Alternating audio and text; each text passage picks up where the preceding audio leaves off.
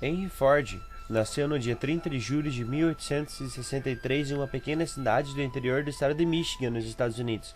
Seu pai, William Ford, nasceu em County Cork, Irlanda. Sua mãe, Mary Liggett Ford, nasceu em Michigan e era a mais nova dos filhos de imigrantes belgas. Os irmãos de Henry Ford são Margaret, Jane, William e Robert Ford.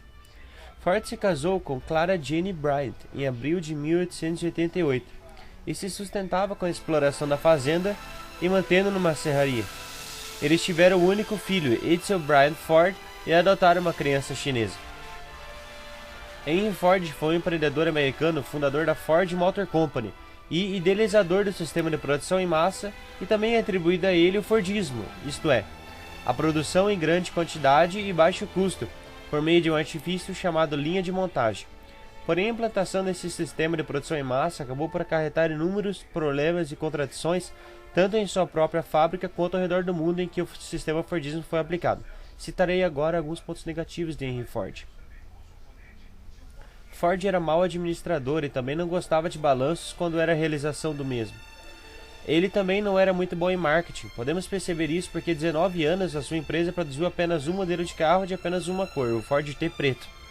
Ford mesmo disse a famosa frase: "Você pode ter o Ford que quiser desde que seja da cor preta". Em 1927 lançou o modelo A, mas já estava sendo ultrapassado pela General Motors. Ford também não era bom com o relacionamento com seus funcionários.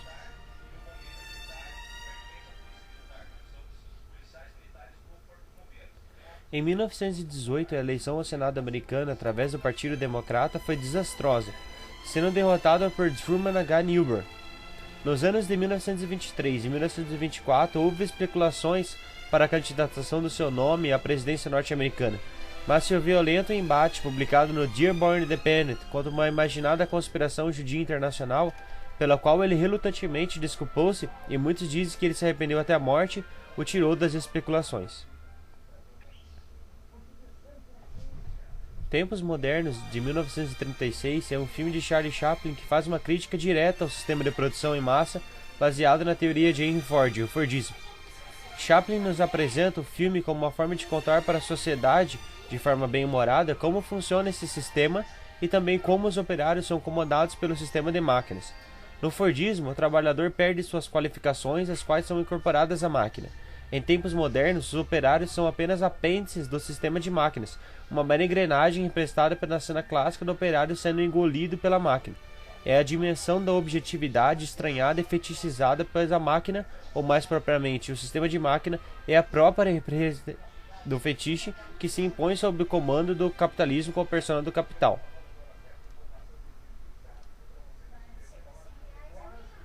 Ford tentou a plantação comercial de seringueiras para a produção da borracha na Amazônia brasileira, chamada de Fordlândia.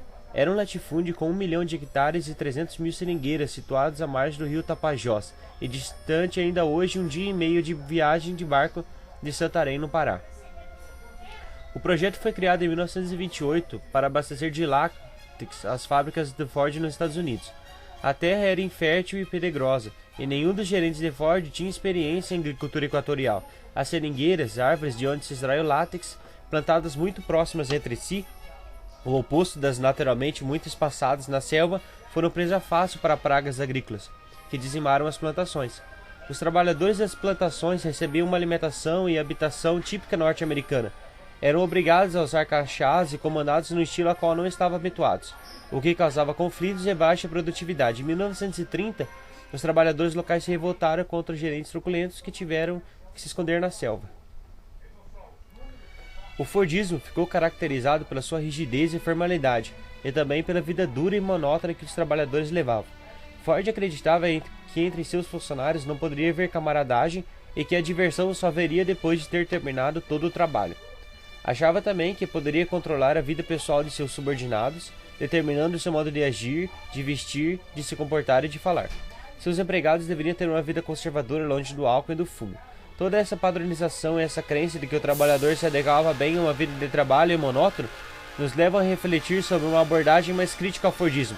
Pela busca da mecanização da empresa, mecanizava-se o trabalhador, que era visto como uma simples energia para tocar a máquina organizacional. Ou seja, ele era tratado apenas como mais uma peça em meio de várias outras. Ford apoiou-se muito nas ideias de Taylor e se esqueceu do espírito e da capacidade humana. O trabalhador fordista exercia a mesma tarefa o mais eficiente possível, o que o transformava seu trabalho repetitivo e principalmente monótono. O trabalhador era encarregado de uma função um longo período de tempo, excluindo a necessidade de aprendizagem, o que o tornava alienado do resto da linha de montagem. Com base nessas ideias, podemos resumir as principais críticas ao Fordismo: automatismos da produção, desqualificação profissional e processo produtivo entediante. Por fim, chegamos à conclusão que o modelo de produção taylorista-fordista, que vigorou na grande indústria ao longo do século XX, particularmente a partir da segunda década, demonstrou-se em decadência a partir da década de 70, como entrada do toyotismo.